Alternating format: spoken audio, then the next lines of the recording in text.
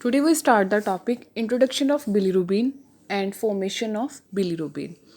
So bilirubin is a orange yellow pigment derived from censored red blood cells. So bilirubin क्या है? एक orange yellow pigment है जो derived होता है from senescent red blood cell.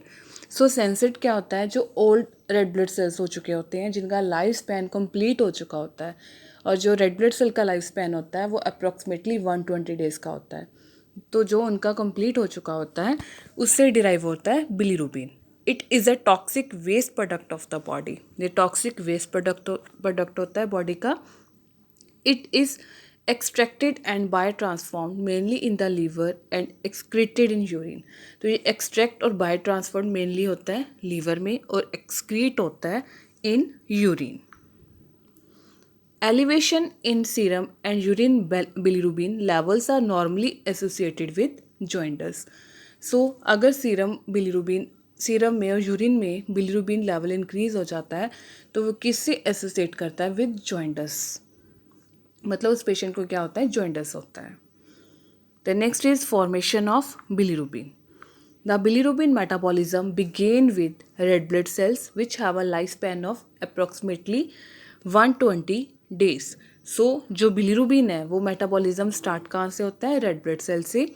और रेड ब्लड सेल का लाइफ स्पैन कितना होता है? 120 days. After they complete their life cycle they are destroyed in the organs like spleen and liver which contain numerous macrophages. जब इनका life cycle complete हो जाता है तो ये डिस्ट्रॉय कर जाते हैं, नेचुरली डिस्ट्रॉय कर जाते हैं organs like spleen and liver which contain numerous macrophages, जो कि कंटेन करते हैं numerous macrophages. So it release the haemoglobin within the red blood cells. So ये रिलीज करते हैं haemoglobin within the red blood cells. The haemoglobin is then split into haem component and globin component.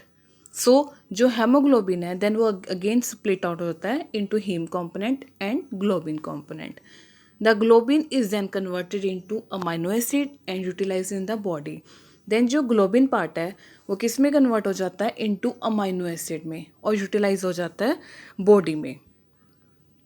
The heme component is then converted into the iron and biliverdin, and this reaction is catalyzed by the enzyme heme oxygenase.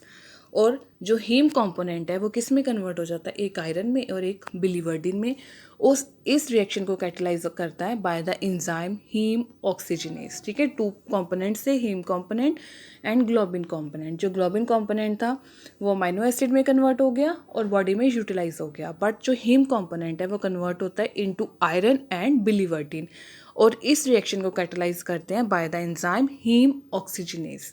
Then वो क्या बना? Biliverdin. अब biliverdin convert हुआ into bilirubin, और इस reaction को किसने catalyse किया? By the enzyme biliverdin reductase. Biliverdin reductase enzyme की वजह से जो बिलीवर्डिन था वो किस में कन्वर्ट हो गया? बिलीरुबिन में कन्वर्ट हो गया, और इस तरह फॉर्मेशन होगी बिलीरुबिन की.